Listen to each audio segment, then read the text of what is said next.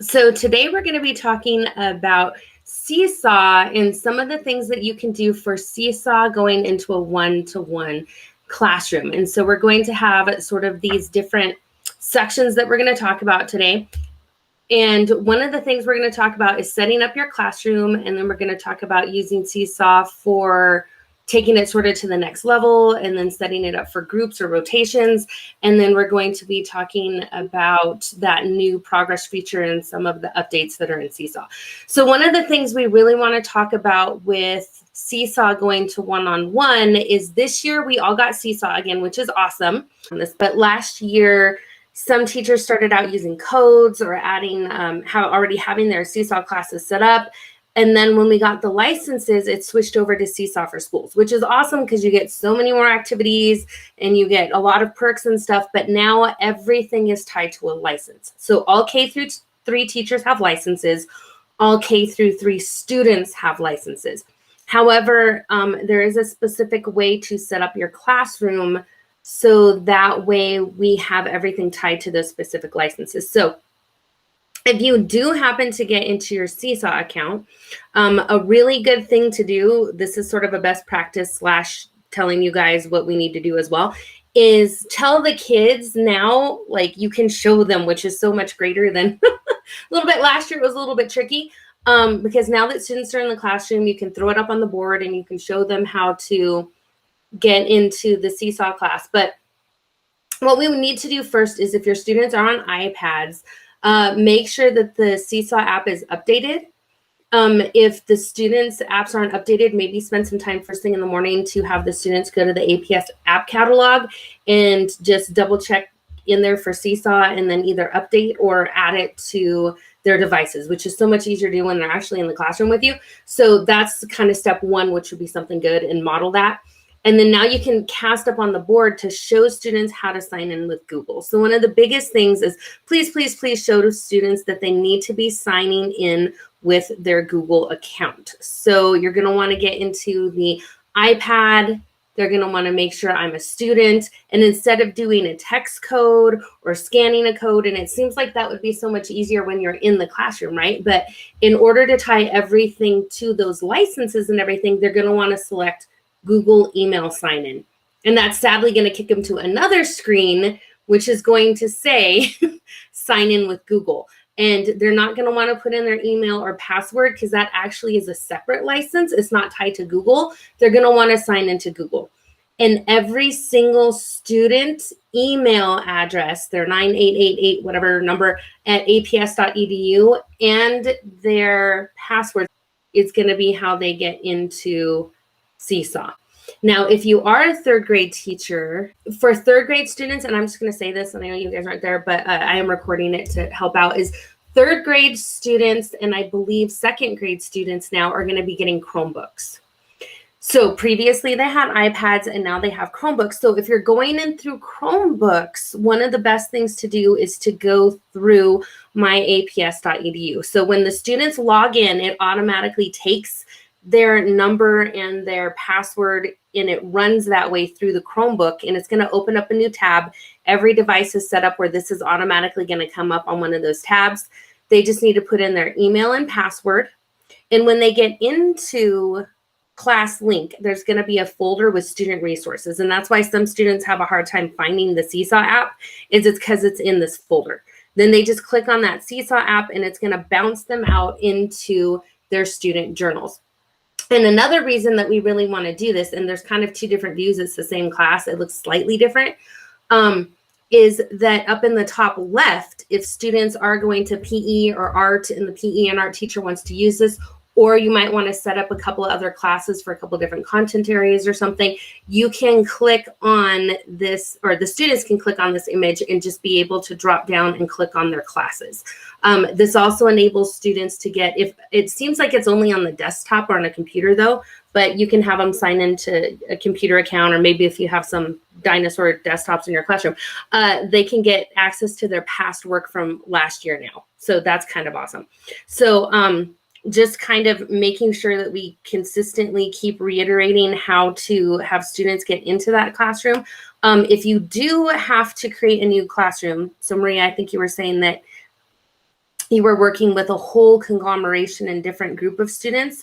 We're going to show you now. I'm going to actually stop sharing my screen, and I'm going to have Kelly get on here because she's going to be having access and actually be within the Seesaw account. So I'll wait for her to hop on there, and she's going to show you guys how to make sure and add students the correct way with their student accounts from within Seesaw. Okay, excuse me. Okay, so when you go into Seesaw, if you already have a rostered class in Seesaw, it will show up looking like this, where it says first general hour, and it'll say your name. And then you'll see here, I already have students attached to this class. If you do not have a rostered class like this, we're going to share a link with you, like Tina was just saying, where you can create a class and add students. Let's go to the settings. So up here on the top right, you're going to use this tool feature, and this is where you'll manage your class and all of the settings. They are not set how they need to be. So let's look at how it should be for this year. So for student sign-in mode, you want to click on this and change it to email/Google. And I'm going to confirm that change. And when the check is there, then you know it's confirmed. This is essential so that students will be able to see all of their classes from all their teachers and be able to toggle back and forth.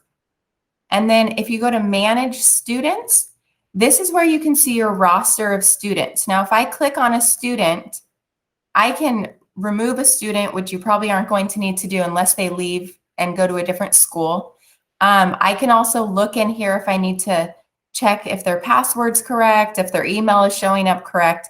I can check anything I need to here, but I can also add a student. So if you start a new class and you don't have any students, then this is where you'll go to manage students, and you will just add them from here. And when you start typing their name in, any of the students at the school that you're attached to will come up. Now, you want to make sure that when you type in the student's name, they have a 98 number here. This one has a Gmail account, which is not with a 98 number. If that was a student, I would not want to add that one. I would want to make sure it's their 98 number using their APS credentials. Now this is me for a teacher. So I'm going to click this one and add, oh, I'm already added in the class. So you can add the student that way. But let me go back and show you here. So see how these students all have student ID, 98 number, aps.edu. That's what you want to see when you add a student to the class.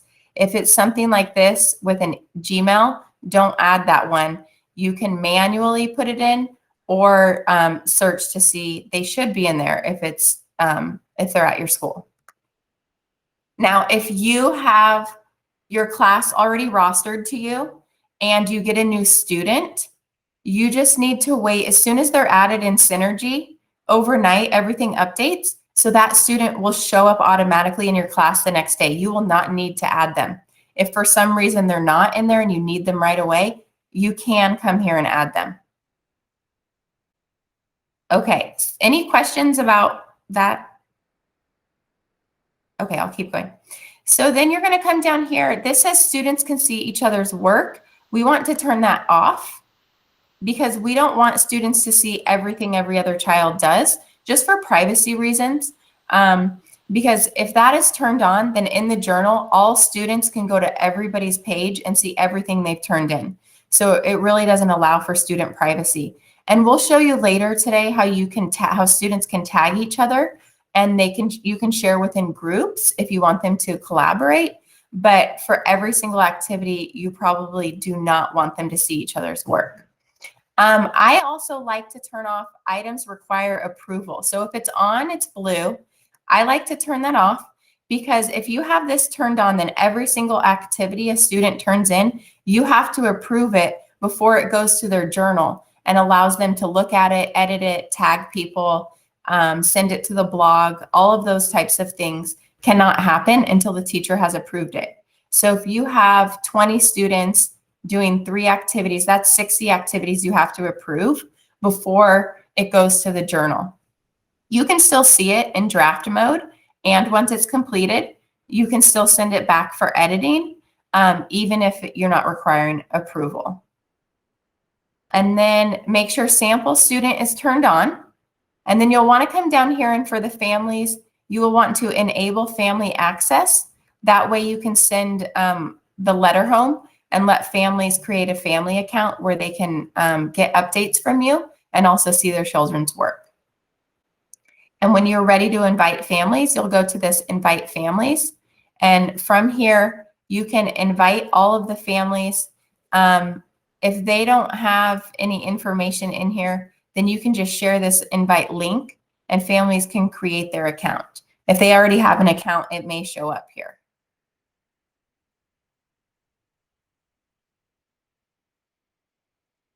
And let me see if, so you want to turn on family access.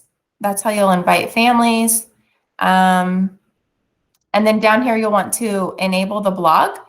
If you're not ready to use the blog and you just don't want to go there yet, then don't enable it. But as soon as you're ready for the blog, which will be a great tool for you to use this year, you'll need to come here and enable it first. And we'll tell you a little bit more about how that works. Folders, you can manage your folders from here. You can also manage them from the activities. And then the last thing that we're going to show you later today is managing the skills. So you're going to want to really use this this year. I like to, and you can archive skills that were already in there from last year. These are mine from last year. They still show up, even though I've archived those classes. My skills stay in my account forever until I archive them. So you can manage them from here.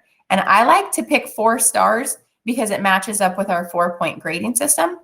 And you can pick which color scheme works best for you. I like to go with this, and then the bright green means, they're doing really well and they've turned in all their work. So I think that's it for the settings portion right now. Most important, students must sign in with Gmail, and turning off that they can all see each other's work are really the most important. And then managing students from this location right here.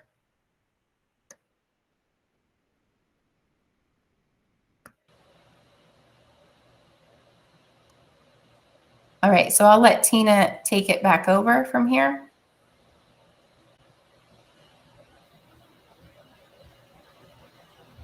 We're hoping we don't crash the system or make it mad, but so far it's doing good. So now that we have how to, and there's a few of us in here, and if you're afraid to ask questions, or you're like, oh, I don't want to ask questions because we're recording, we can cut that out if you're cool with that too. But are there any questions about setting up that account or having students sign into me in the classroom?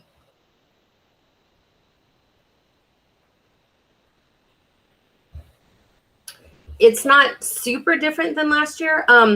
Do know that if you do get into Seesaw and it seems empty and everything's disappeared, with the Seesaw for School licenses, those classrooms have just been archived. So they were automatically archived at the end of, or sometime in the middle of the summer. And so it'll look like a blank slate, but you can still have access to those classrooms, and all of your activities in your activity library should still be there. So now that we've covered all of the basics that are pretty important for this upcoming year, let's talk about how we can start using Seesaw a little bit differently, or doing some fun stuff in Seesaw when you're now in the classroom. So one of the things we want to push this time while we're going back to school and in the class is that students can start creating their own posts. So previously it seemed like, so I'm going to go here really fast, that a lot of teachers were using activities because that was the best way to manage that space, being remotely learning, right? You're creating activities, students are completing those activities, using this sort of like a mini LMS. What's really fun about Seesaw now is that we can really look at students creating those posts during spontaneous lessons or activities, or being able to differentiate some things that are happening and giving the students to opportunity their demonstration of their learning. And another thing is that it is set up like a journal so they can really share their best work. So what that means now is students are going to be able to use that green button. Instead of always going through activities, they can use that green button, especially if you are giving directions outside of the Seesaw app, or you're just telling them something and you're having a discussion about something, maybe you're like, oh, let's record it, you guys, and they can go around the classroom and record it. If students want to start adding resources and things like that, teachers can also use the green button to post to the journal. If you have resources for students to view, so if you have a morning meeting, you're doing read alouds and you want students to look at those individually. If you want to talk about discussion questions or you want to add them to the journal, if you want to share really great student work and you know that a student's struggling to do that, you can use your device, take a picture of it, add to journal, and then add it to the student journal. So Kelly's going to show you from the teacher's point of view what that's going to look like and how that functions. In a student account, because it doesn't look super different, but a little bit, is they will be able to go here to add to their journal, use all of those tools that they already have access to, and then be able to submit it. Now, like I said, I'm not going to be the one sharing all of my screens this time because Kelly is going to be showing you inside and mostly on our slide deck. I'm going to be sharing it at the end just so you have how to do it, but Kelly's going to model how to do the actual stuff from within Seesaw. Okay, so if we're here in Seesaw, and you saw I just switched classes, so I was in this one, and so you can toggle between classes the same way that the students can. So I'm going to go over here to this class we created for today, and this is the journal. If I click here, here's my activities, but like Tina said, we're going to show you a little bit about the journal. So if you want to post to the student journal or the student wants to post, they're going to click on this green plus add. You want to go to post student work. And so this actually became my best friend last year because the students loved it. They could post directly there if we were doing a science lesson, or I could. And it did not require any activity from the student. So I'm going to go to post student work. And just like when you post an activity, you can upload something you already have from Google. So if I wanted to go here and I select from my drive, this is a good opportunity for you to include like center work if you want to do, or like a homework calendar or something like that. So if I want to type in here, I'm going to search for something I've already created in my drive, okay? And let me see.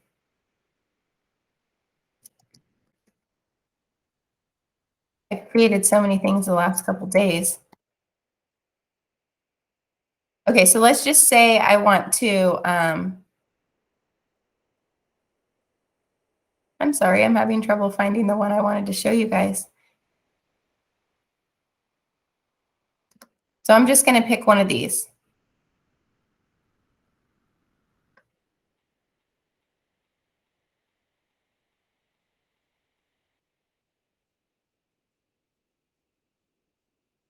And so we don't crash the system. Once you add it, once you add that in here, and I'm going to go back and show you the one I've already added. Once you add it in there, it will show up something like this. Okay. And so I created all of this in a Google slide, and then I just inserted it into journals. Now, students don't have to actually click on anything to complete the work. So the beauty here is they just have to look at it and do the activity that's actually hands-on in our classroom. And so I'm going to pin this to the top of the journal, so it will be there all week. So I'm going to pin it. I already had pinned it, so let me unpin it and then repin it for you. And this way your students can look at it all week. It'll stay to the top of the journal post, and they're going to complete the activities that are in your classroom that are actually hands-on activities, so they're not turning in any work. This is also a good opportunity for you to post. Look, it doesn't want to do all of these things while I'm on a meet. So it also is a good opportunity for you to post videos. So I would use this last year. I would just insert a video, and the students could rewatch it over and over again if it was, say, like a math learning video, and they didn't have to actually complete an activity with it. They could just watch it and review it. Okay, so I'm going to find that one that we just had and pin to the top. So those are some great ways where you as the teacher can add something to the journal for all of your students and it doesn't actually require an activity. Versus if you're in here and I go to the green button and I do assign activity, then the students have to come here and add a response and turn something in. So those are the big differences. Students do it the exact same way. They go to post student work, and then what my students would do a lot of times is they would go to take a photo, and they would take a photo of their work or of themselves doing something. Let's take a photo. Okay, and then they turn it in, and it will go to their journal. I'm sample student. They can pick their folder. This is an option in settings you can actually turn on or off for students. If you don't want students to pick their folder, you can turn that off, or you can leave it on. Some students enjoy picking the folder.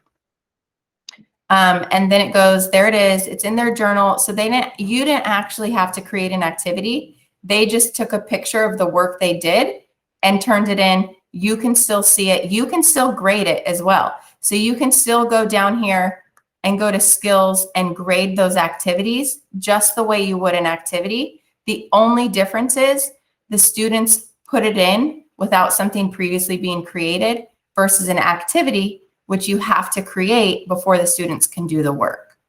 So I think that's it for now, Tina. Did I forget anything, or are you ready to take it over? No, I think that's pretty good on this space.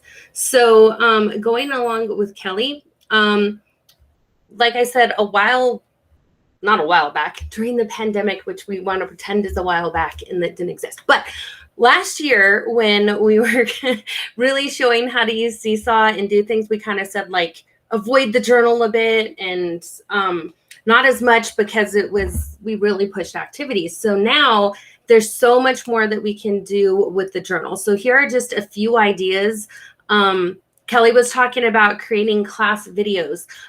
We've seen teachers who will create videos, and we'll talk about that a little bit more for centers, but create videos so then that way students have instructions so they're not interrupting you, and you can have instructions at certain areas. Student exemplars are great, because if students are like, look at my best work, look what I wrote, you're like, great, go put it in your Seesaw Journal. You can have sight word list, math centers, learning videos. You can do sight word songs or math songs that you're using. Another thing that you can put is having those SEL and those breaks throughout the class. So you can stick in a Go Noodle movement break for something, and that's really good if a student is having a breakdown or having a hard time, and it's like, here, go get in your Seesaw account really quick and go do the Go Noodle break. And then another thing is if you have anchor charts, or you have an example up on the whiteboard that you just filled out, or maybe you all worked collaboratively on something on the Promethean board or whatever you saw, whatever board you got now. If it's up there and you're like, oh, this is really good, I want the students to reference it, but I got to move it, or the fire marshal won't let us put every single ankle chart we've ever made up, you know how that goes. You can take a picture of it and then put it inside Seesaw as those resources for students. Another great way we've seen it being used is for like calendars, or having calendar math, and just having sort of a record of seeing that change from one point to the next point, and they can see that growing. So that's really fun. Really cool ways to use the journals. Another thing for using Seesaw, and my thing's going a little slow here too, so hopefully it'll move on to the next part.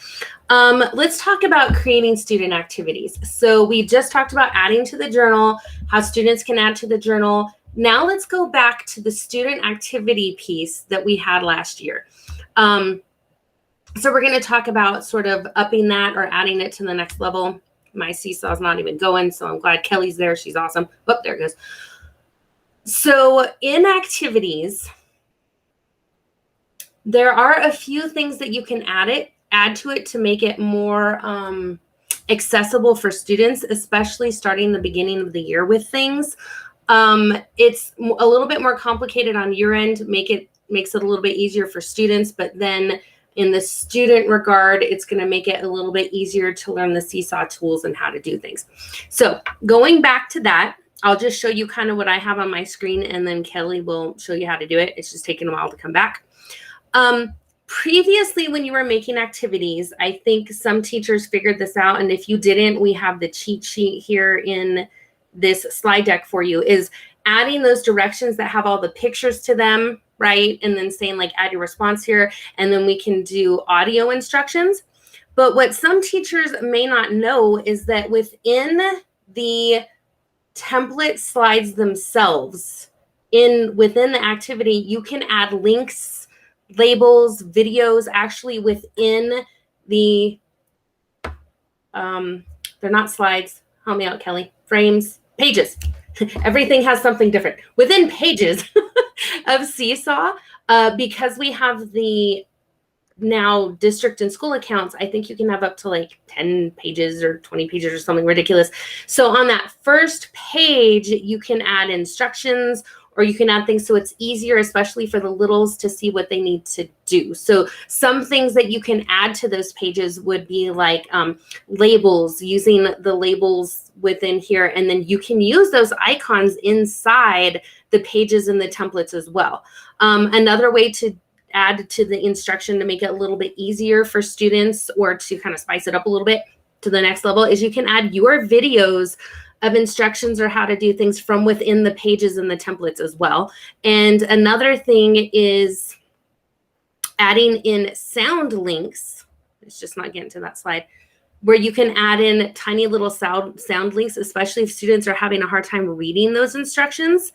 You can have them read each one of those links. And this is really good for scaffolding instruction. So what we mean by that is if you're creating an activity where students have to, drop the words onto the sentence stems or sentence framework, then you can add all of those clues to that one activity to make it a little bit easier to use. So this is where we're saying taking what you know of Seesaw and taking it to the next level. So previously you might have had just sentence stems and say, okay, the day was there was a warm day in the blank when all the birds started to blink, but you're like, oh, I wanted specific words for that.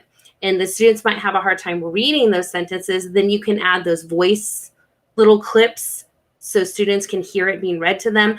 Then you can create using the label tool, specific words to drop in. But let's say, if they're not really ready for that to be reading those words just yet. So then you can add either the voice tags to that, or you can even use emojis or images to add to those little drag and drop words.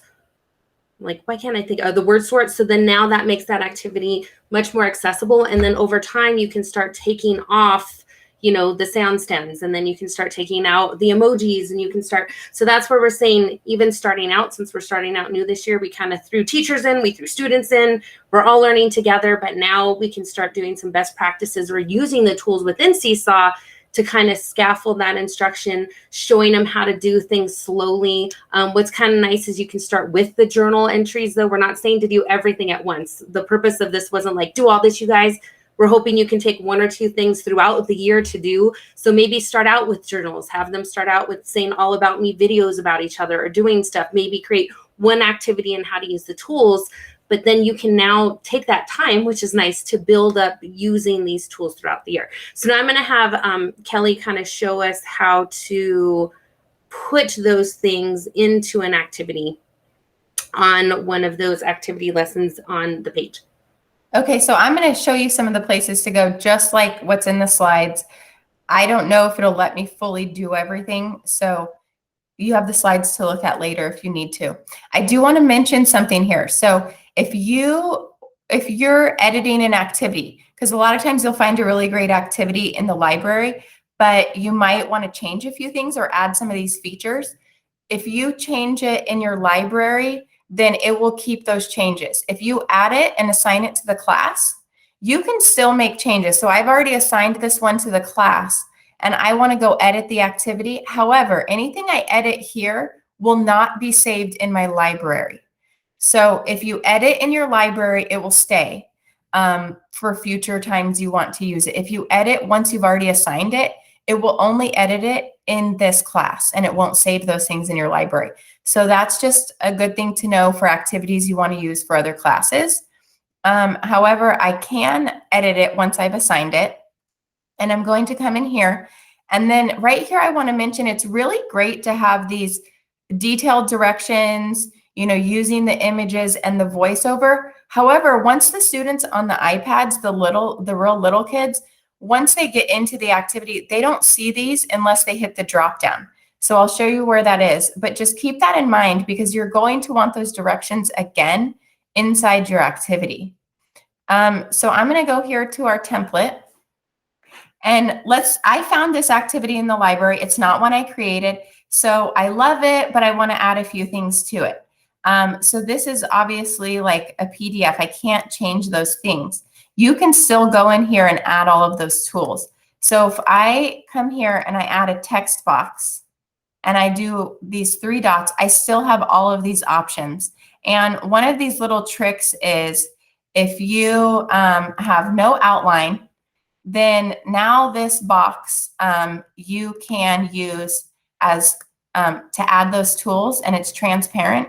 So I could put this box over this text and I can still add a link. I can add voiceover even though there's no text in the box. So this is a great trick for an activity you didn't create, but you need to add the voiceover. So if I add the voice, you're going to record your voice. Okay, so we are recording our voice. Students, you need to draw your favorite things to do.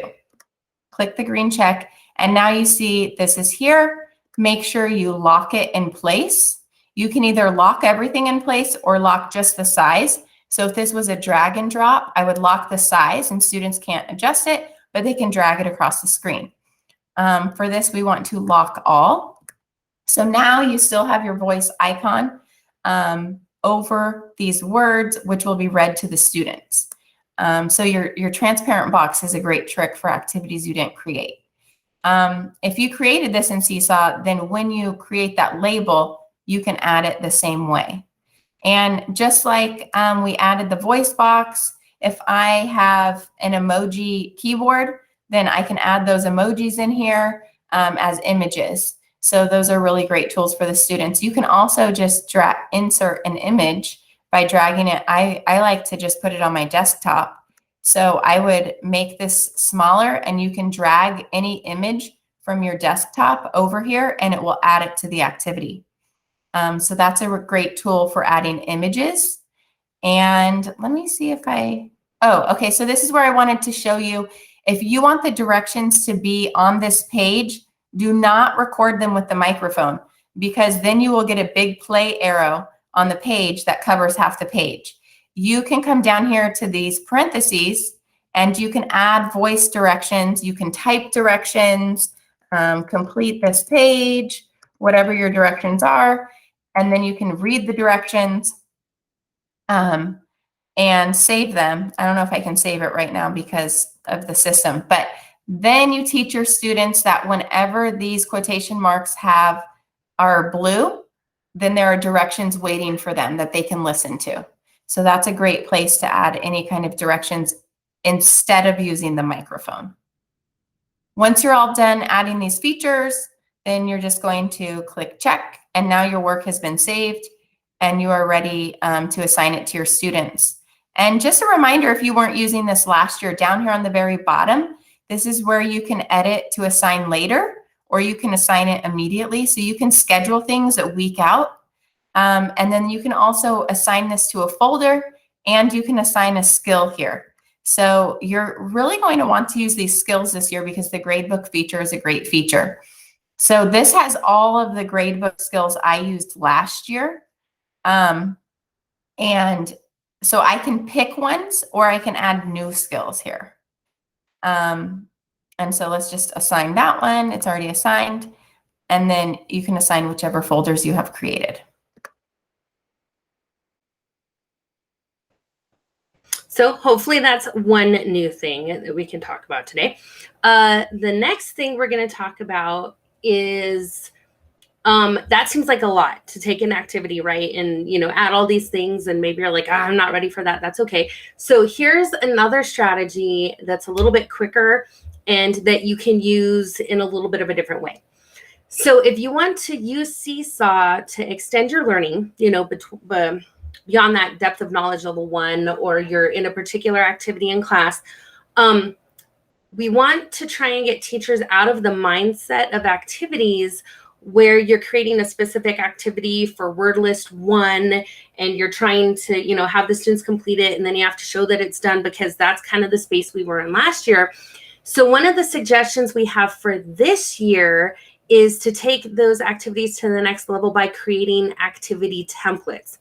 So consider adding in like consistent, like maybe reflection or extension activities that are always the same, and the content just changes. So one example would be like doing a daily calendar math activity, or maybe doing sight word list, and it always has the same activity in Seesaw. And you're just at that moment in class, and you're like, ooh, this is a great time where we can go do a reflection.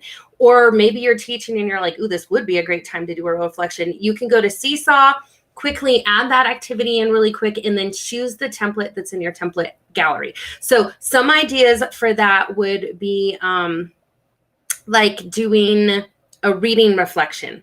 So this activity is always the same. It's just whatever the students are reading is what changes, right? So now they can use their camera to take a picture of that one page of the book they're reading, and then use their microphone to tell about what happened to it. Some other examples would be showing your thinking with math problems. So this template always stays the same. You just change the math problem really quick and then send it out to your class really fast.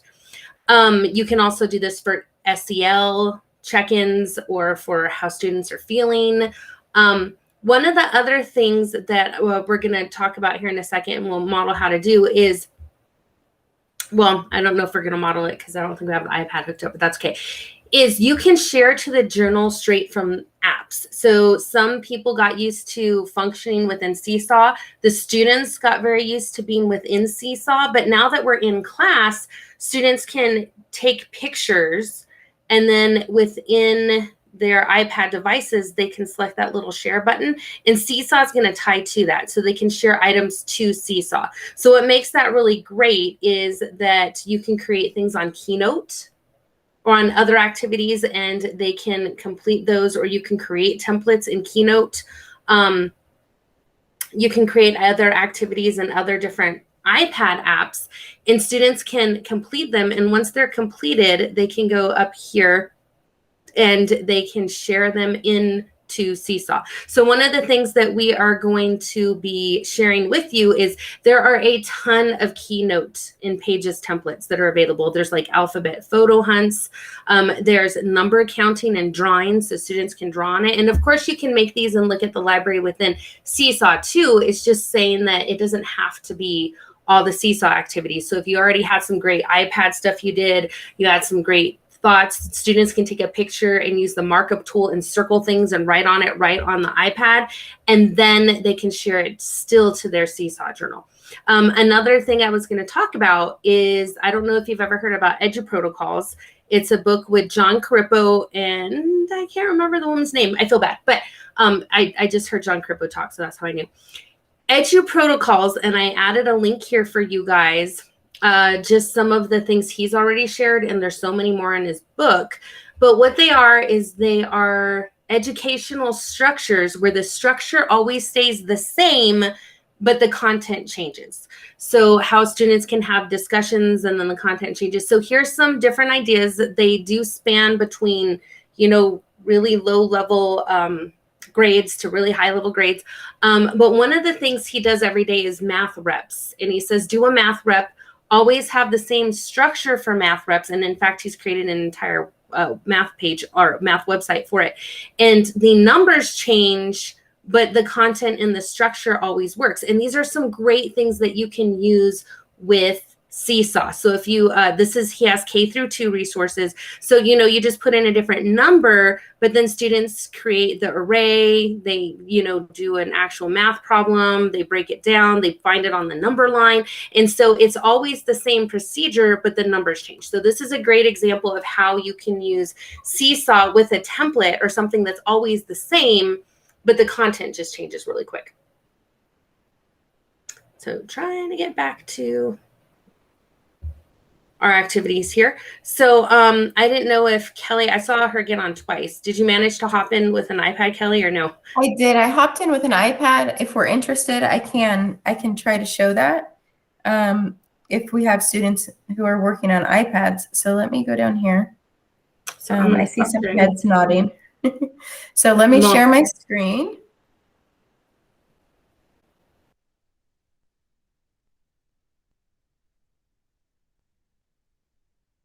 All right, so I'm sharing from my iPad screen. So if your students create something, I'm going to go down here to this Sketches app, which is a great app. Students open it, they draw something in science, they're creating right on their iPad. Now, if students want to send this to their journal, depending on the program, depending what they pick. So right here, you're going to find where they have that share option. So you'll see on the bottom of the screen, right down here, there's that share option. So I'm going to click the share option, pick which one I want to share. On mine, it shows a little red check, but I don't think you guys, oh, there you go. So then they click share, and then you'll see right here, it gives them the places they can share this. So they could send it to their mail, their Google Keep, whatever it is, but right now we want to share it to Seesaw. Now they can also airdrop this if you have a smart device in your classroom. They could also use this to share and airdrop it. Okay, so I'm gonna click the Seesaw option, and then it'll show where are they sharing it to. Now the students will only have their name, but here as a teacher, I could share it with the whole class if I wanted to. Students will pick their name, and then they'll click the green check, and then it will save directly to their Seesaw Journal. And you will notice, since the students are already signed into Seesaw on their iPad, it doesn't even open the program. It just saves it directly to their journal, done, and now they're ready to move on, and they can exit the activity and move on with whatever you're doing in the classroom. Super easy, super quick. I will tell you, my students loved this feature last year. We would do all kinds of science, hands-on, outside exploration, take pictures, edit pictures, create drawings, and then we would just share them to their journal. And it got to the point where during free time, they would say, can we draw something or create a game? And can we take a picture of our Code Spark activity and send it to the journal so you can see it? So they came up with all kinds of uses for this once I taught it to them. The way to add to the blog, hold on, let me step back. The difference in the blog and the journal is the blog is public for anybody to see. So once you create a blog and once you enable it and create it, it'll show up on the toolbar on the right-hand side over here. So if I click on blog, and this is for you and for the students, once you enable the blog, it is live. It is a public link, so parents can view this, families can view this, students, teachers, other classes can view this, which makes it really nice for collaboration and also to highlight and spotlight things for your class. So that's how it's different than the journal. This is a great place to collaborate as a class instead of the journal, so you can keep students' work private and only share what you want to in the blog. So what I did here was I had the students do this all about me poster. And this is just my quick rendition for today. So if I go over here to the journal, as a teacher, I can see all the work. There you go. There's what I just did for you, Tina, in my app and shared it to the journal. But I can scroll down here. I can see what everybody turned in. And I'm going to pick one all about me poster a day to share to the blog. And the students already know this. I've already told them, whatever you put on your all about me poster, we're going to share it in the blog. The whole class gets to see it. I would practice with the class ahead of time how to make appropriate comments, how to use the blog appropriately in digital citizenship. So once you have done all those things and you're ready to use the blog, as a teacher, you go here and you just hit this blog button and it'll share it to the blog. So that's what I did. And now it's in the blog. And once it's in the blog, all the students, teachers, and parents actually can come on here and make a comment. So what I would do my first time in the blog with my students is I would always have them practice typing, and I would give them sentence stems on the whiteboard. one of 3 sentences that would be very positive. And the first couple times we used the blog, they could always pick from those sentence stems. Once they started showing that they were capable of doing that and we've practiced, then I would start to remove some of that and let them choose what they would like to write. I will also use the blog for posting pictures, like for science, to get that, engage the students and see what their prior knowledge was. So I might post something like a picture if we're going to start learning about plants, and I might post it in the blog with a question. And then that would just gear us up for our next science unit. If you want to post something to the blog that you don't want to assign to students, let me show you how to do that. So you're going to click the add button and you want to post this to the journal. So I'm just going to pick something to post to the journal. I'm going to go to drawings, and let's say I want to do a squiggle activity. And so I put a squiggle in here. I click the check. Now this is what you're going to do. You're going to just pick sample student. This way the students will never see this activity because it's going to sample student. And you might want to have a folder in here that's called blog. So if I don't have one, I can create a folder, and we're going to call this folder blog. So anything I put in here is going to our blog. Now, once I have assigned this to sample student only, remember no other students can see this. So if I go to journal and I pick sample student, I can now pick this activity to send to the blog. And once you publish it to the blog, now all your students can see it in the blog. So we would start science class and I would say, okay, there's a new squiggle in the blog, everybody. I want you to check it out. And then I want you to comment and tell me what you think Mrs. Mitchell started to draw. And then they're going to come in here to the comment, and all the students are going to type them, and they're going to say mountains. And they can actually add their voice here too. And then I'm going to post it. So some students who aren't ready to type, they can use their microphone on the iPad and they can just say mountains, and then they'll submit it. And then once all the students have submitted their guesses or their comments, then we can move on and do our science lesson. And I would tell them what I was going to draw, or maybe I could give this to them on a piece of paper. And now I'm going to let them draw what they want to draw after sharing all of their ideas. So those are just a few ideas of how I've used the blog in the past. And I think it really empowers students and gets them collaborating. As long as you introduce it slowly and you introduce it appropriately, it can be a really powerful tool in your classroom.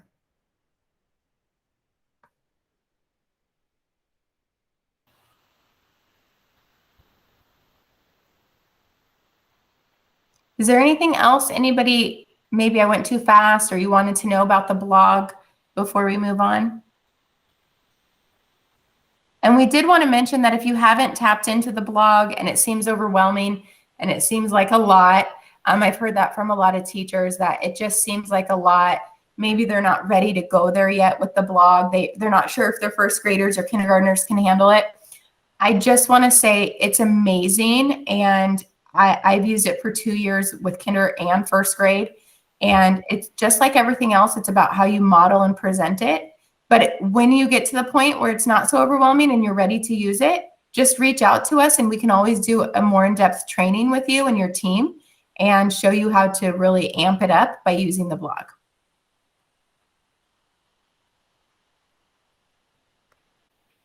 So one of the fun things that we're going to be having now that we are back is the ability for students to collaborate or to do more in-classroom rotations or in-classroom centers.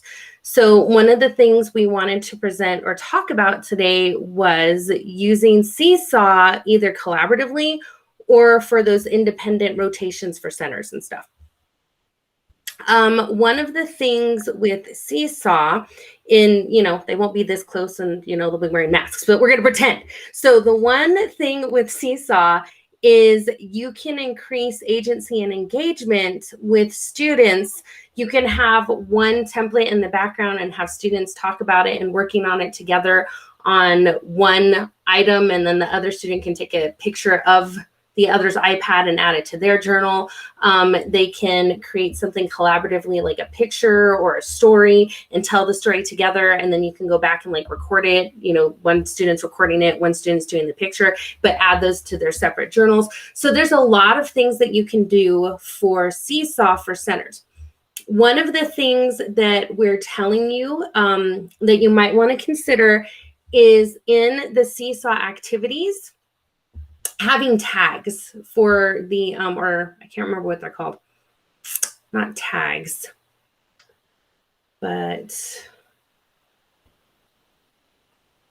collections. Having collections for your different centers in Seesaw. So you can take your activity library and you can add all of those different items to a different collection. So if you haven't done that before, if you're in my library, and I can have Kelly model this a little bit more because her system might be a tiny bit faster. But if we go to my library, then you can have those different collections. It's just taking a while to get here. Down here, so I have like beginning of the year, I have digital citizenship, math, but to possibly think about creating collections for the templates that we were talking about earlier. Start creating activities, and you can have a collection for math centers or literacy centers or word work. And so it just really helps you organize those, and then it'll be easier to go down here, select math. I don't think I have a 10 in math though. You select that collection, and it's easy to quickly assign those activities to students right from those collections. So if you've never added anything to a collection before, I'm going to move this really fast. Back one. Sorry, it's going really slow. If you click on the activity, you can add it. Now I'm trying to remember how to do it. I might have Kelly do it. Here. And then you can add it to one of the specific collections you have. And then you can go to plus to add it, add a brand new collection for things. So some people were just creating tons and tons of activities last year and like, man, I'm just throwing them all in there. So now if you want to spend a little bit of time going into that library and, you know, I call it tagging because you click on the little heart, but putting those specific activities into collections. And one of those things would be possibly math centers. Like this one, they did Play-Doh. And so students cut up Play-Doh and then they took a picture of it. This one is math manipulatives and moving them around and creating tessellations, doing a shape hunt around the room and taking a picture. So you can really have those activities.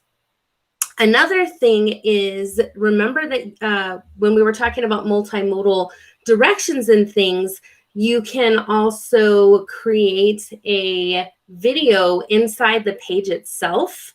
So that way the students will have directions and modeling how to do that center. So you don't necessarily have to be there. You can have all of the directions and how to complete that activity right from within the page itself. So that's another strategy.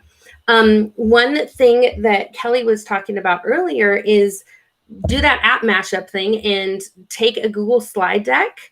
And this is one of the things we probably use the most. And you can create a background for an activity. So in this case, we just took a Google slide and we created little boxes that you can pin up at the top of your Seesaw. And that would be the background image. And then from within Seesaw, not in Google Slides, but from within Seesaw, you can create a video or directions for tasks that are pinned up at the top of the journal for the entire week. Now, do remember that you are going to want to go to File and then download this as an image or a JPEG or a PNG. So that way you can put it in the background of Seesaw, and adding the directions and directions and videos and stuff would be from within Seesaw itself. But you can have every single day's instructions all at the top of your journal page right there for all of your centers or any activity that students are going to complete.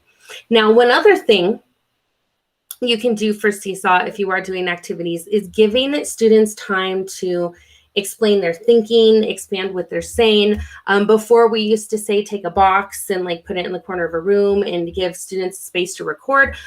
One of the things we have now this year, and so let us know if it hasn't come, but the ed tech department had given jobber cameras and the overall microphone, but also students should have headsets with microphones on them, and they get picked up really well through the iPad. And if they even whisper talk, it gets picked up. So that way they're not super interrupting anyone else in the class, but give them time to expand what they need to say. Some of the students who are really shy still get a voice. And so those types of things are really good to add to Seesaw as well. We've seen some teachers who've actually created task cards with Seesaw directions on them. So in this case, this is the daily 5 activities. So read to self, reading to someone. But in my class, I used to just always have them rotate around it. And it was like kind of the honor system, like I think they read to someone, or they read to themselves, I'm sure of it. But now they can actually have those tasks. And this is one of those things like Edu Protocols. This doesn't really change much. It's the same directions, just using Seesaw that you can have printed out at all of the centers. Kelly had the point that you can create this and put it at the top of the journal or have it in something with folders that are for centers, and they can easily find that activity and see the directions. And you just keep consistently doing that every week, and then the students know how to complete that activity. Another thing I did in class all the time, I used to teach 3rd, 4th, and 5th though, but still same premise, is I would give them lots of hands-on manipulatives. Make all of our sight words with bananagrams, do activities where you're playing chutes and ladders, but students have to have certain answers. And then afterwards they would clean up that center, and then we'd go out to recess, and then the next day, but I'd be meeting with groups, and then one group would be like, we're done, we cleaned everything up. And I was like, oh, I didn't get to check to see if they were finished or if they got all the concepts. So now you can utilize that camera feature just automatically there in Seesaw for their journal. They just take a quick snapshot of it, they put it in their journal, and then they have a record of all of the centers that they've completed. And then you can follow that and keep track of all of that through folders. So I'm going to have Kelly showing folders here in a second, but I'm also going to have Kelly share real quick.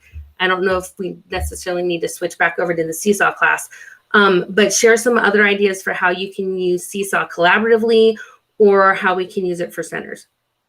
Okay, so Tina, I did just want to mention something that I had put in the chat earlier, but when students add something to their journal that wasn't an activity, you can still grade it. So I just want to make sure that's clear. Even if they're taking a picture, doing something, adding it to their journal, you can grade it the same way you can an activity. So you still have all of those features available to you as the teacher. Did you want me to share the Seesaw class here? If you want, do you have any center activities or something with the background to kind of show how it was done? Oh, no, but I did just want to mention, you had said to save it as a PDF before you add it to your activity. You actually don't need to do that. So what's really nice, if I'm going to create an activity or a journal post, actually, ooh, I might get caught up here. Let's see if it'll be fast enough. So if I'm going to create an activity and I add this template from my drive, I don't actually need to save it before I put it from my drive. So when it transfers it from the drive to Seesaw, it brings it over as an image all in one piece. Just make sure it's locked down for your background, and then you can add to it and layer on top of it. So I wanted to mention that. That's awesome, because honestly, I never even thought of trying. I just always was like, I have to save it as the JPEG, and then I'll throw it in there. I'm like, I didn't even ever try. Just go straight. Yeah, it just brings it over for you all in one piece. So with that being said, if you want to make, because we were talking a lot about, using it for centers. So and this was just a video for my students, so that I pinned to the top. But if you want to make something like this calendar that I have here, and you want to make a background, and you're going to use the Rise and Shine warm up Monday through Friday every single week, make that in Google, bring it over without all of these little activities if you're going to change them every week. So if I'm going to make a chart like this for daily 5 stations, and I want to put on there what they're going to do Monday, Tuesday, Wednesday, Thursday, and Friday, but it will change every week, then I just want to make the template background in Google, bring it over, and then once I'm in my Seesaw page, I can add all of these images and I can change them every week. So next week, if I wanted to change it, I don't have to create a brand new activity. I can actually go in here and I can edit the activity. I can also, you guys, edit the people. So if I want to go in here and I want to assign a different calendar to my reading groups, and Monday, Tuesday, Wednesday, Thursday, Friday, this is what reading group, the red reading group is going to do. I can put that chart in here and I can pick just my reading group students. So I'm only going to pick those kids that are in my group and I'm going to assign it. And then if I want to make a separate one for my blue group, then I would do the same thing. So as I'm assigning those, I can pick the kids that it's showing up for and still pin them to the top, because it will only be pinned to the top of the journals you pick. I hope that made sense.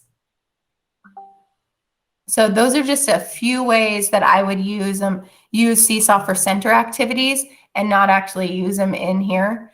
One thing Tina and I have talked about that I wanted to mention is a lot of teachers were getting really excited last year about using the activities. And you may or may not have done this where you had a multi-page activity that, let's go in here and I'm just picking edit because I think if I create a brand new activity, the Wi-Fi, isn't going to be able to handle it all. So if I go in here to this activity and I have multiple pages in here and I want my students to do page 1 on Monday and I want them to do page 2 on Tuesday and page 3 on Wednesday. It's really a great concept because you're only assigning one activity and they can go there and reuse it. The problem with that is once students are in here and they do the activity, if they click the green check, then that activity, whether it was completed or not, goes to their journal. So it's no longer going to show up in their activity feed. So if you wanted the students to go to it multiple days in a row, make sure that you are teaching them that they need to save it as a draft. Or, so if I'm the student now and I'm going to come in here and do this activity and there's 5 pages and my teacher wants me to do one every day. If I click the green check, it's going to go to my journal. And then your students will open up their activities and tell you they can't find it. So they can still edit it from the journal. It's just a different process. So if you're going to do a multi-day activity, I would teach your students how to save it as a draft. And that way, when they're in activities, they will be able to they will have a work in progress folder here, and they will still be able to see it in their activities work in progress folder. You as a teacher can also see the activities when they're in draft form and when they're in completed form. So as a teacher, if I click on this activity, then I can see what students have completed. So you can see sample student is in draft form. So I know that this student is still working, but I can see everything they've done so far. And then all these other students have already turned their work in.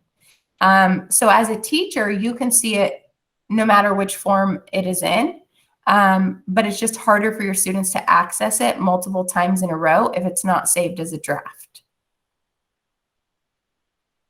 So those are my tips for that section, Tina. Woo. Any questions or ideas about how you've used them in centers or thought about that, or maybe, or maybe now you're excited to try? I don't know.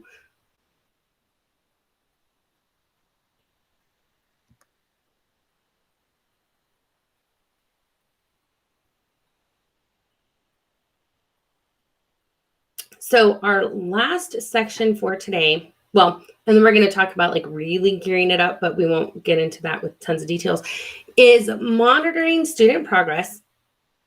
And like I said, I'm not going to talk about all the slides on the left. That's why I'm not going full screen mode.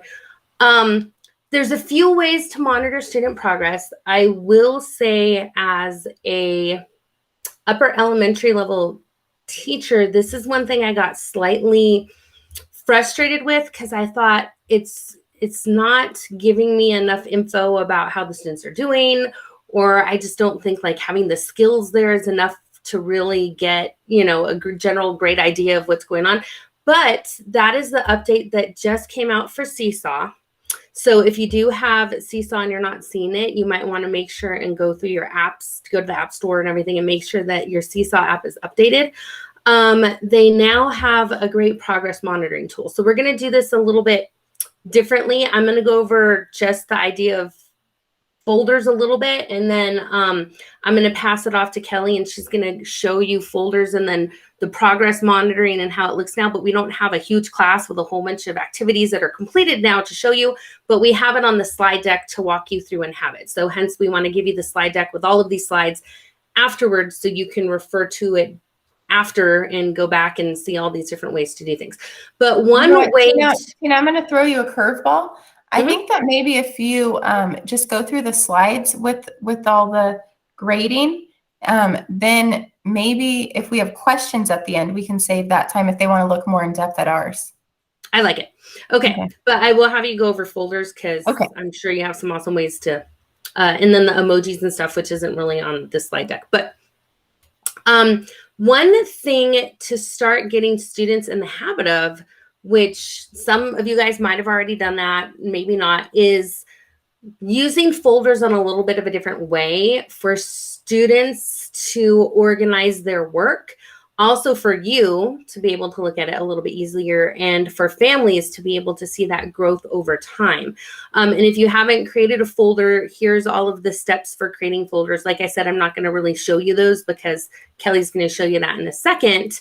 But one of the things you can do is have special folders that showcase specific learning. So I'm just kind of giving you some ideas before we show you how to make the folders or how to make them a little bit better. But now, instead of just having folders possibly for just reading, writing, math, social studies, maybe centers or rotations, you can start narrowing it down and getting a few more different ideas for folders, like maybe writer's workshop, where students can take a picture of their first iteration of a draft, and then they continually work on it. You know, they add the picture, they do some editing to things, and then they put it in that writer's workshop folder again. You can have a folder just for reading fluency. So then students, when they go into that folder and look at that work, they can see how they were reading at the beginning of the year and where they are now. Another idea we've seen is having a folder for parent-teacher conferences. So if teachers are saying, hey, we want to show some of their best work, or like a best work folder, they can do that. You can have a folder for just exit tickets. You can have a mindfulness folder where students can go into that folder, look for those activities if they're having a rough day. You know, so we've been talking about like calendar math, digital citizenship, any of those types of things. You can have a folder for them, or even keep a separate folder just for homework, because you know that's going to be graded differently. So just some other ideas to monitor student work, kind of using that folders feature. So I'm going to hand it off to Kelly really fast, just to show you some ideas on creating folders, or some ideas for how folders can function with work. And then we'll talk about the new progress.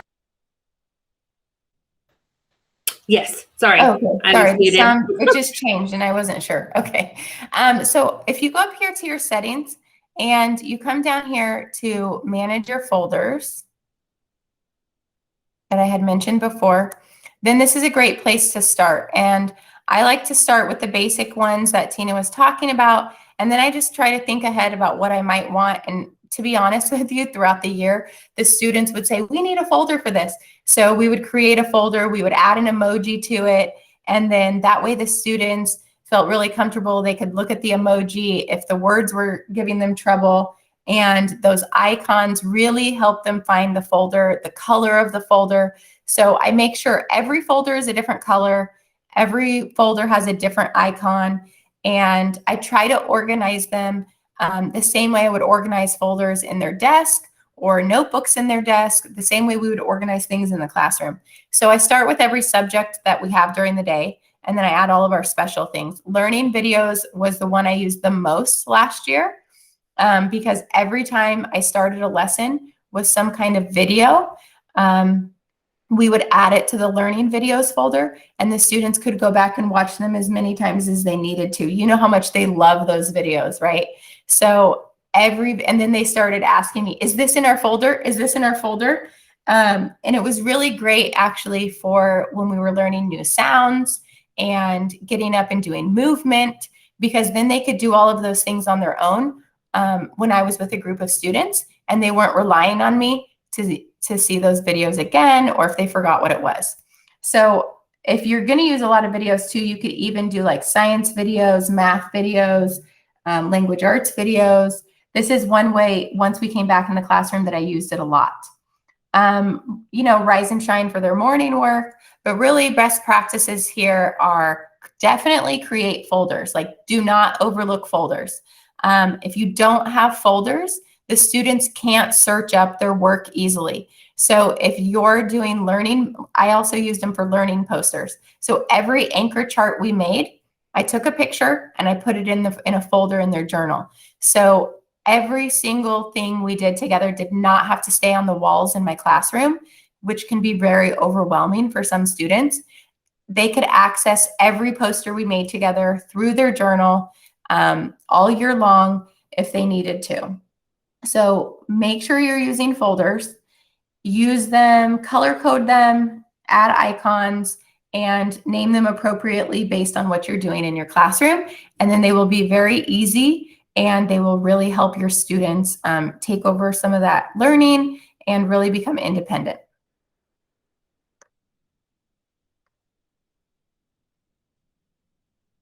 And if you, let me just show you this one thing. So if you have, let me come down here and find it. Okay, so managing the folders, show add to folder step. If you mark just teachers, you're the only one that can add an activity or a journal post to the folder.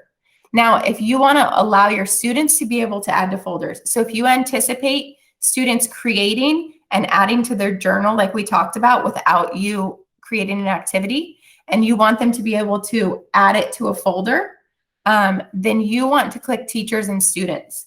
And that means when a student creates a journal post, it will ask them, which folder do you want to put it in?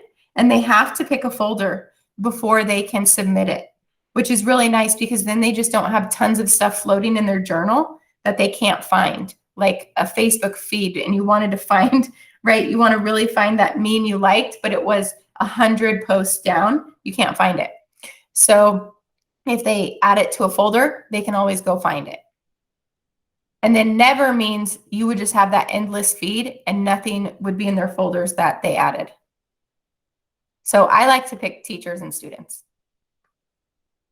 Okay, so I think that's it for folders, Tina. Awesome. Okay, so let's talk about monitoring. I'm going to try and share my screen in a little bit. Before, previously in Seesaw, there was a section called skills, right? And like I said, I love the skills, and I love that I can filter out through certain skills, but it was also hard for me to try and keep track of how students were doing on individual activities, or I'd have to go off into, you know, the main journal feed, and then I'd have to, you know, click and approve everything. And I was like, okay, I kind of like this, but it's stressing me out a little bit. So one thing that they just did with the new update, and the reason we wanted to have this for you guys and have it in the slides, is a lot of us don't have activities that are completed, and now all of the previous classes have been archived and everything. So to kind of give you an idea of what this is going to look like in Seesaw from the teacher point of view. So previously on that very first slide, and I'm wondering if I should actually just present it so it's a little bit bigger right now. Previously in Seesaw, on the very, very far right, it had skills, right? So remember when it had the little skills section here? Now that has been changed over to progress. And what that's going to do to look a little bit different is if you click on progress, it's now going to have two separate views in it. It's now going to have an activities view as well as a skills view. So if you click on activities view, and that's what we're going to look at now, you are going to want to select specific dates. When Kelly and I were playing around with this, we're like, where did the activities go? So you're going to look for activities for a specific set of dates. And so these are all the activities pulled from the activity library. And they're going to have the image here for what the activity was, the title, and the date that you had assigned it. And then these numbers here are going to tell you how many activities as the entire class have been completed. So I'm going to go on to the next slide if I remember how this was set up. Yeah, awesome.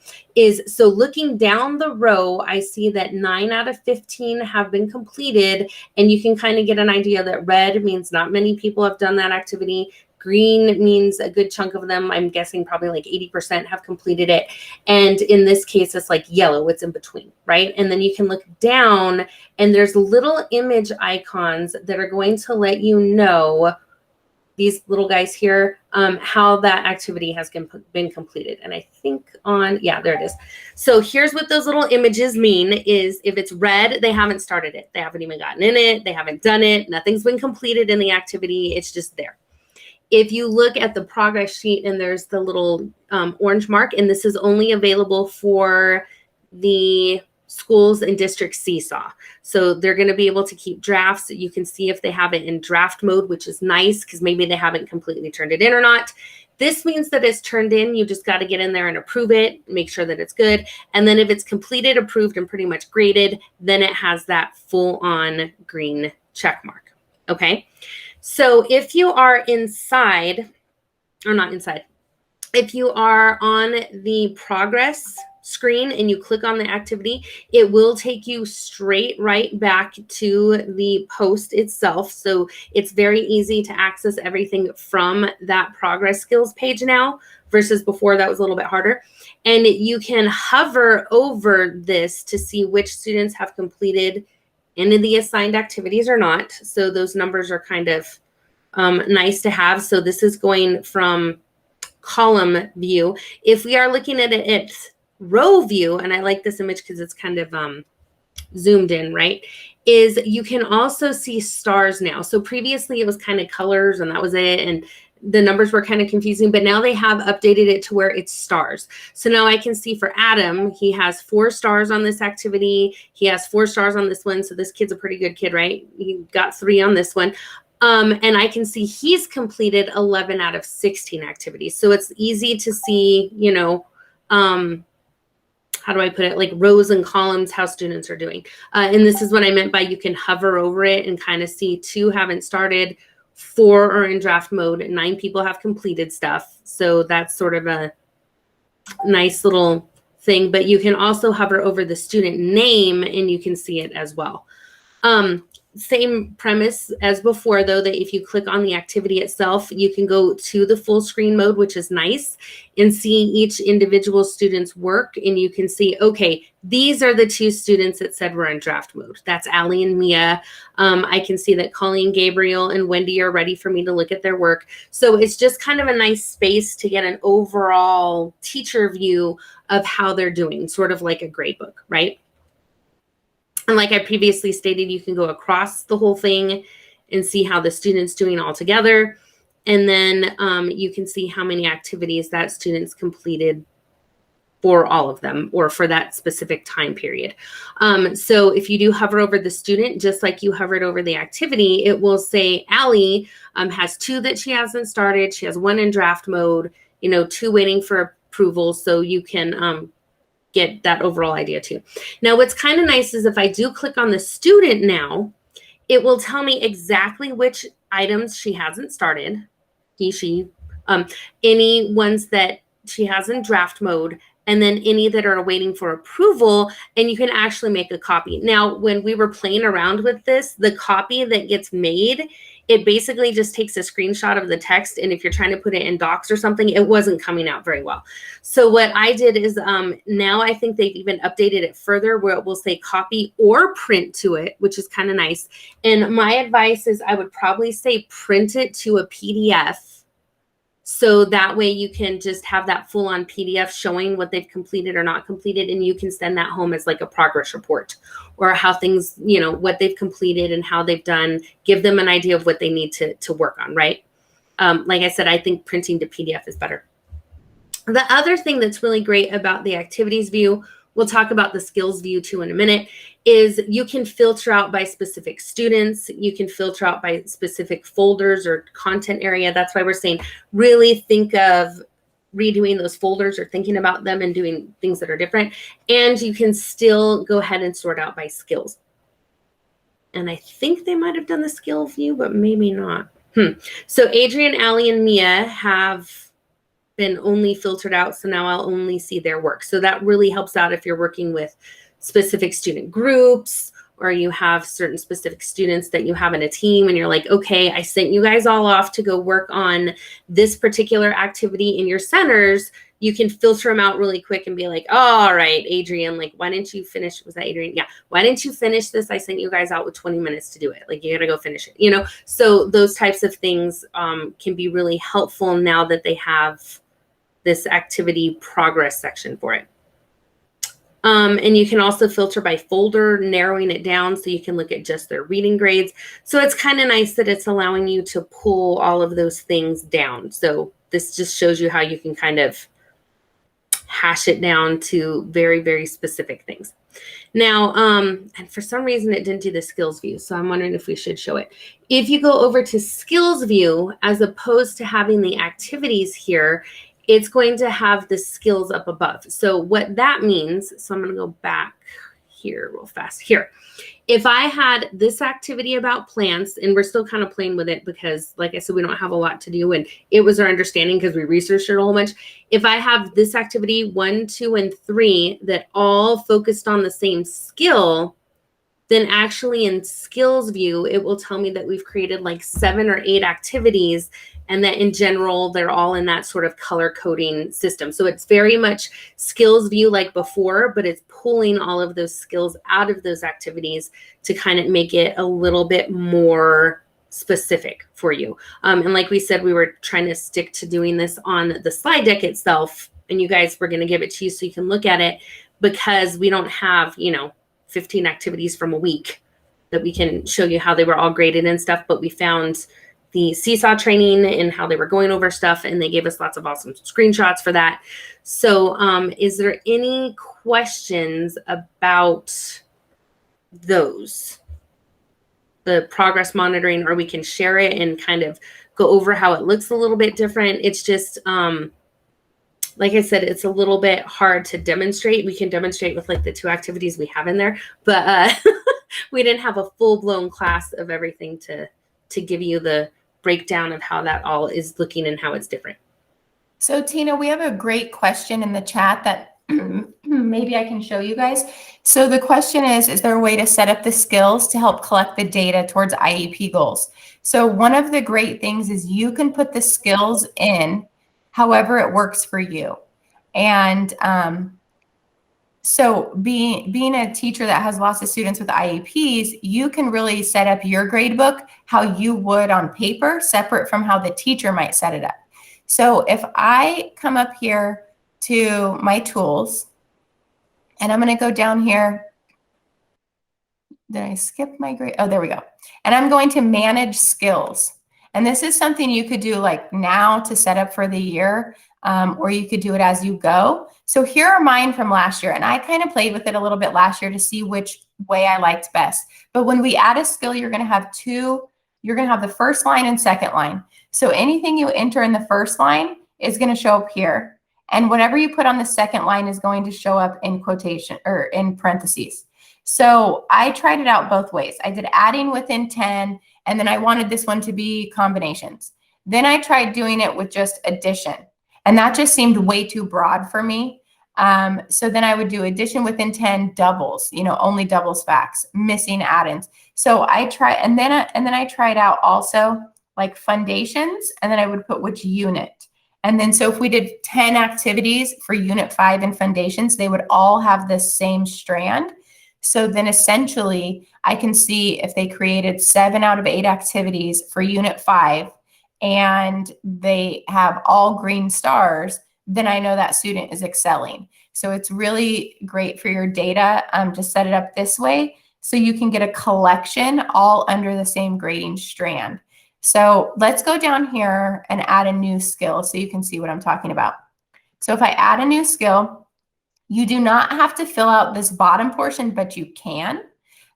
These top two are the ones you have to. So here's my primary. So if I want to do math, but then I want to get more specific, then I could either put, I can put the Common Core standards. I can put, we talked about maybe putting the 6 strands that are on the progress, the standard-based progress report. You could just put those 6 in there, or you can get very specific. So you can do this however you want to. So I'm going to do math, and then I'm going to do unit 1. So then everything my students turn in for unit 1 will be here, and I can even put a comma here, and I can do addition. So once I create it, it takes me to it. This is what it would look like. Now I can make a math unit 1 subtraction, or I can just make a math unit 1 and it can all fall under one category. So I would suggest maybe setting it up to match up with the standard-based progress report, or if you have lots of students across grades, then set it up like you're saying with maybe the IEP skills. And then for each student, you can always assign that skill to that student.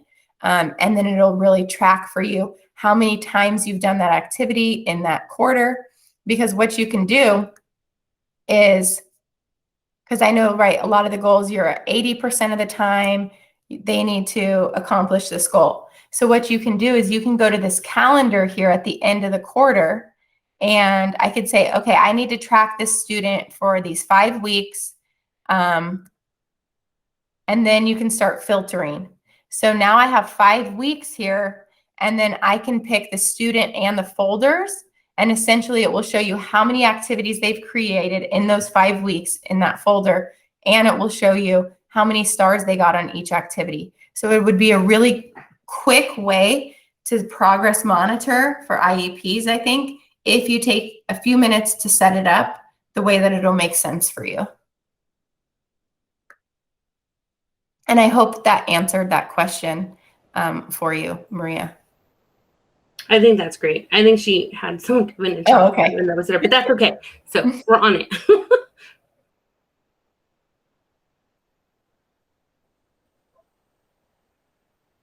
Okay, so I think that's it for me here. So Tina, go ahead. Yeah, I was going to say, are there any other questions? If you do see Kelly's screen, the skills view, you see it kind of looks kind of previously how it used to look with the skills view. Now they've added the activities view, so it looks just a little bit different depending on what you're in. And like I said, they'll pull the skills from the activities to be in, I don't know how to explain that. The skills you pick for the specific activities will be pulled to go to that skills view. So it's kind of having a little more fluidity with looking at student progress and grades and how that all works. Does that make sense? I hope. It is kind of brand new too, so it's kind of okay. And one thing when Tina was showing on her slides, because I have not enabled it, but it had, if you have the green check that's not filled in, it means you haven't approved the student work. But if the green check is filled in, then you have approved the student work. I prefer to keep approval off, because I think of it like in my classroom. If a student's turning in morning work, and then they're turning in math, and then they're turning in their center activity, they don't come get it approved by me before they put it in the turn-in bin, right? They're done. Essentially, they think they did their work. They're done. They're turning it in for me to now grade. So if you have the if you have to approve all their work, then it's not going to their journal, and they can't edit, they can't do anything until you've approved it, and then you still have to grade it, whether you approved it or not. So I like to keep the approval off. Otherwise, you get hundreds of notifications in a really quick amount of time. And I will tell you on the parent side, parents can see that. So parents can see that you have not approved the student's work, or that you haven't opened it or looked at it. And so like my daughter last year, I could see, if things weren't looked at by the teacher or they weren't approved. If you have it set so you don't have to approve it, essentially as soon as it goes to the journal, the parent really thinks that you are probably looking at it. Once you like it, they can see you've liked it or comment on it, but they don't know that there's like an approval step in the way. So it's just also one of those things, that just be mindful of. If you don't plan on approving work daily, I would turn it off, because it really isn't helpful for the families or the students, and it adds an extra step for you.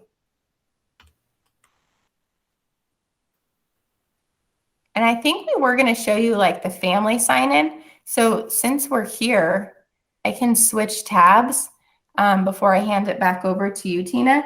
And I just wanted to show you that this is what it looks like on the parent end. So if you're not a parent with a Seesaw, with a student who's using Seesaw, once you create a family account, this is what it would look like on a computer. And it's just a much smaller version on a phone. So when families go in to see their account, they can actually toggle and pick their student, so they can see more than one student. They can see whatever's in their student journal. And whoops, I probably just clicked out. I probably got signed out. But I'm a family member. Sign me in.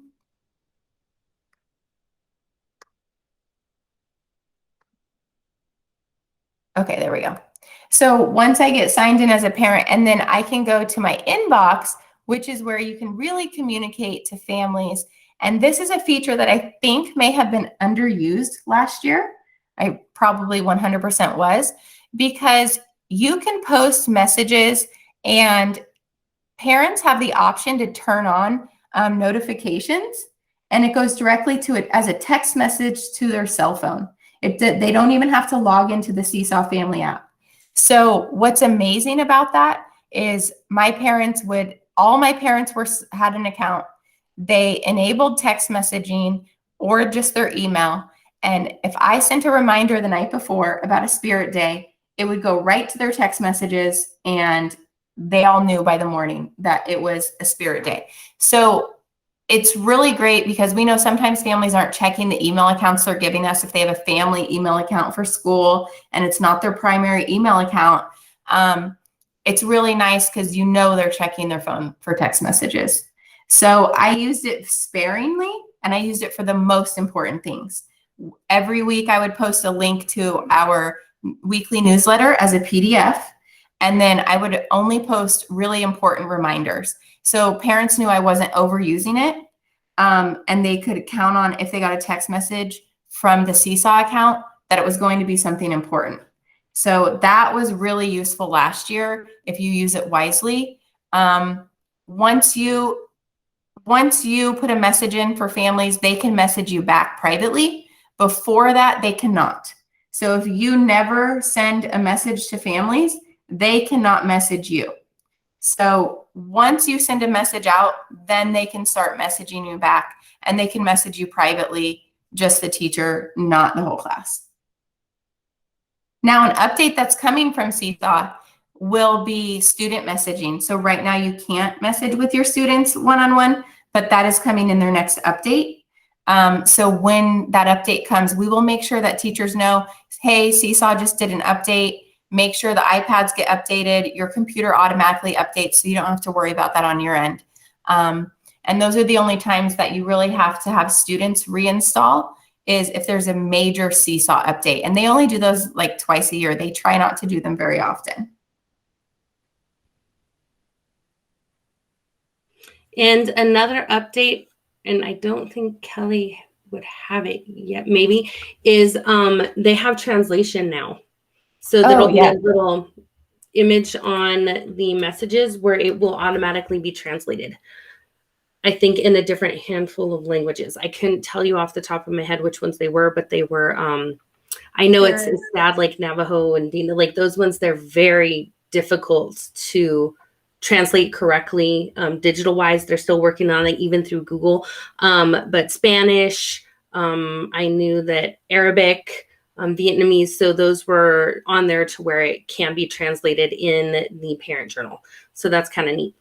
Actually, Tina, now that's in the student journal too. So if you create an activity and you have a drag and drop activity and you have the word, pencil, you can pick for it to translate to Spanish, or you can add captioning. You can add closed captioning. So if you're giving voice directions on the screen, it will translate it in text in a different language. which can be really helpful for students learning other languages. Awesome.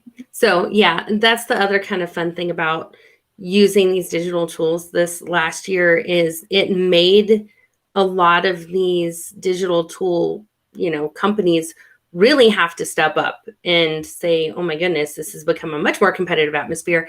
And so we've been seeing more updates and some of the craziest stuff than we've seen in a long time.